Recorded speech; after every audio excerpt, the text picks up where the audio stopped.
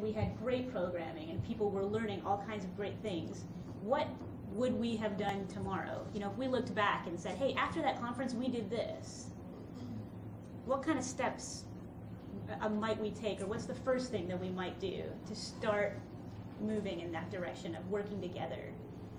Yeah. It's Ken, is it? There we go.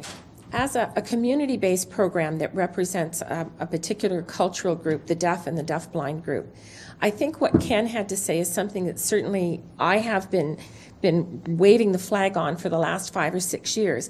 Literacy is not just about employment.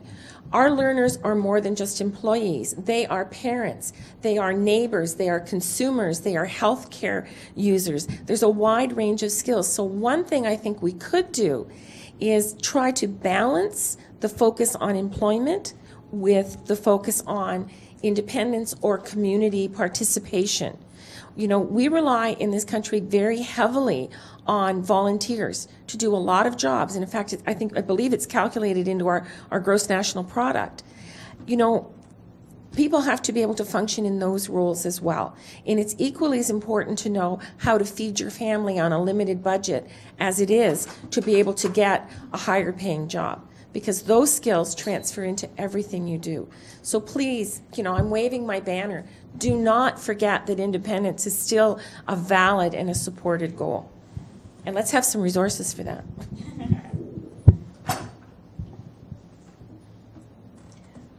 Okay, well, this is, I'll just put my 2 cents in here, but I think one of the challenges is to really read the tea leaves here and to recognize that, you know, in this day and age, the employment element is a really important element. And I think that we have to not set up a scenario of either or, which sometimes we get forced into. And where literacy sits in a provincial government and federally, obviously, will influence how it plays out.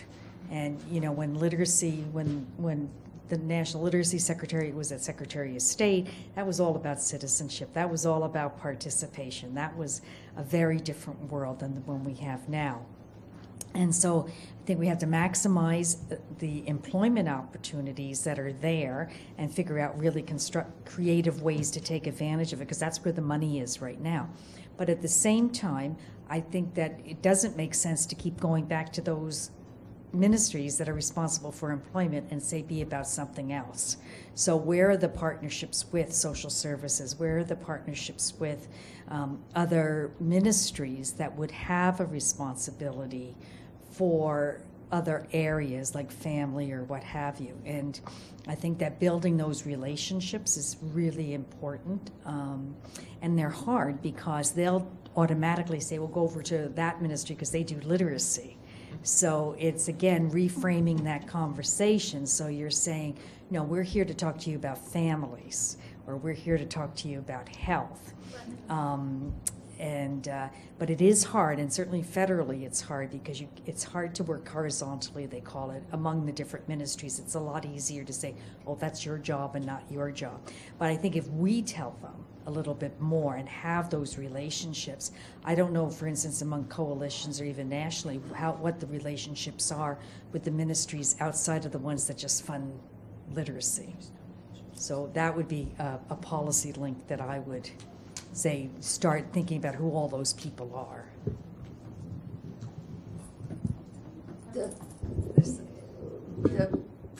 Oh, sorry, Julie. Well, I just wanted to ask a question of the group here, because I'm not sure, but I'm wondering whether, in response to what you've just said, whether there's been any work done on how literacy impacts each of those different ministries, or is that something that possibly could be done? I'm certainly aware here in Ontario there's, you know, work done on what all those impacts are, and I think there's work nationally. I think the next step is identifying who are the key ministries, having the relationships with those ministries, getting to know them. That's the piece that's not there yet. Because, again, I'm thinking that there are probably groups within this room that can assist with those aspects as well. There are other networks. I'm actually with the Local Words Network. Yeah. So we have a different role we touch on literacy, but our role is more of the networking among different groups. Yeah. So we already have relationships with all of those ministers from various other ministries because of other things that we're doing. And I'm thinking we may be able to leverage more of those opportunities. And there'll be other groups in the room as well that will be in that same situation. Absolutely. And I'll have to say, I think that the federal government is very interested in seeing the dollars that they give to national, provincial organizations as core funding and also out into the field as projects. They're interested in seeing how those dollars can get leveraged. So I think they're very interested in the ability of other organizations to start building those partnerships across ministries, looking horizontally through things and trying to get, and the literacy field are very guilty of that. I think of really looking at the silo of where this pot of funding comes from, and depending on that one pot, I think we really, I know it's work, it's not easy to do, but I think we really need to start broadening out our horizons and thinking out of this one little box that our funding comes in a nice, neat little package. Thank you. Really good. Anna had something to say, and then we can maybe expand on what you were talking about a little bit more. Well, I'm just thinking about my clientele. And we do work with several ministries. Well, MTCU is our main funders, but we do work with citizenship and immigration because of the newcomers. And Ontario works because of the people without work. Where my problem is that everybody thinks that clients should be in our program for a very short term, and then after a few weeks come out of there and be all those changed people. We cannot work all the time on fast track. It's just not possible, because government should think that it is a long-term investment. And if we go with a long-term investment, we have better results. I do training plans for my learners, and I always put essential skills. And I put them as transferable skills rather than just essential skills. Because any of the skills, you can take them and they can be applied to the family, to the community, to the workplace. So that's how I work with them on 3 levels.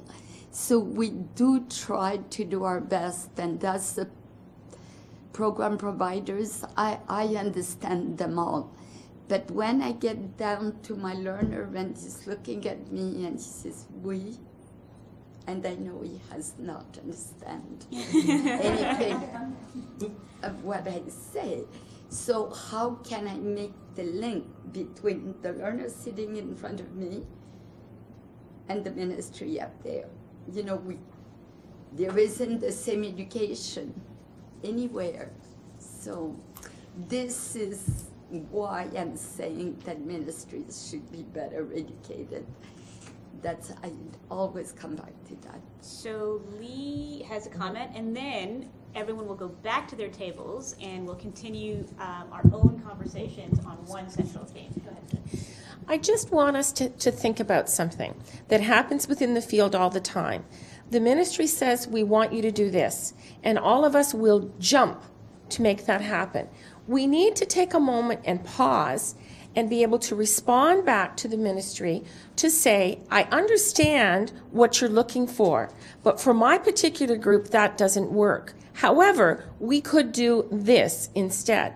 We need to not only be responsive to our funder, we need to be responsive to our learners and make sure that in this overall picture, we are supporting what their goals are.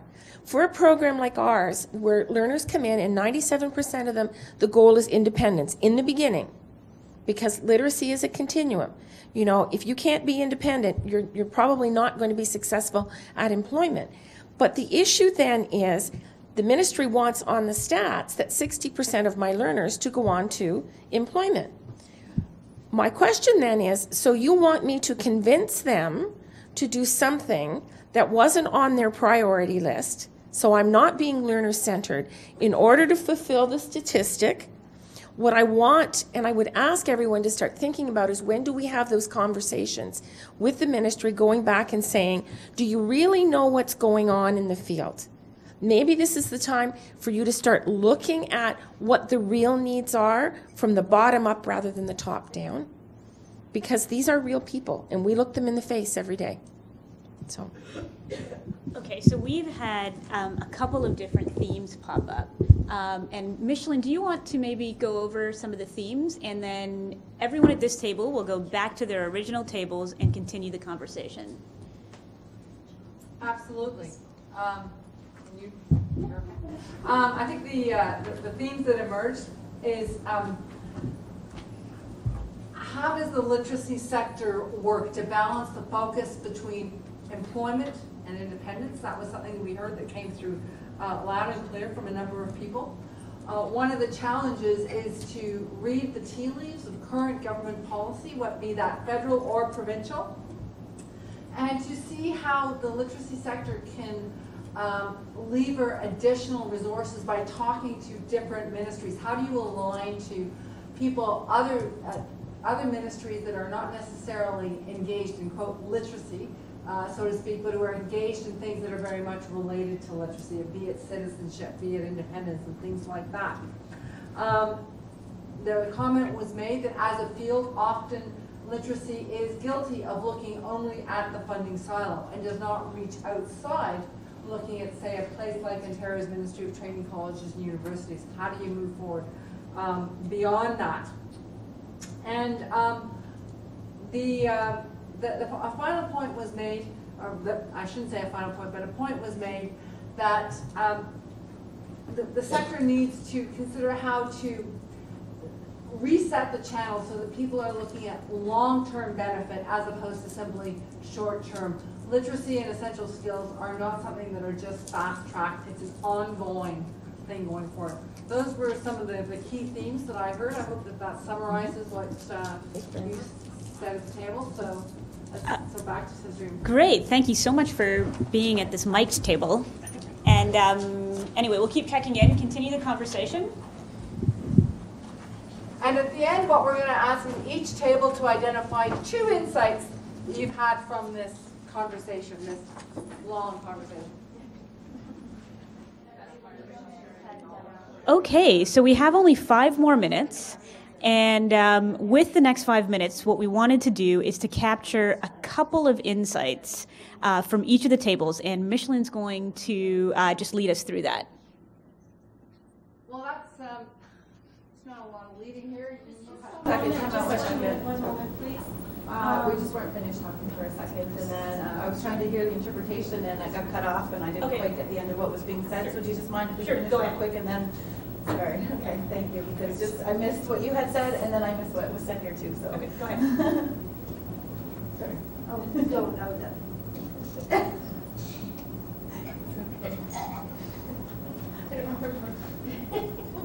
Okay, go ahead. Sorry, we would miss what you said. Okay, so we're just going to capture a couple of insights from each of the tables. And Micheline's going to lead us through that. Okay. Why don't we start with the table at the back, if we might, the back on left-hand side, your right-hand side. What 2 major insights would you have had out of this conversation at your table? We were talking at large in terms of how government policy can be influenced by the programs on the ground. I mean, we talk a lot about how we have to make ourselves fit whatever government policy is out there, but we also talked about how we as a field need to work together and have a unified voice and approach so that we can influence the policies that affect us so closely. So I think something we agreed on is that we need a unified voice that is supported by not only qualitative data, but also quantitative data that is collected across the field in our province and in other provinces that can help government not ignore us. Is that the right way to say it? And one of the tools that we talked about is the new EOIS system that's going, Employment Ontario Information System that's going to be rolled out in January of 2011, I believe, to help collect data.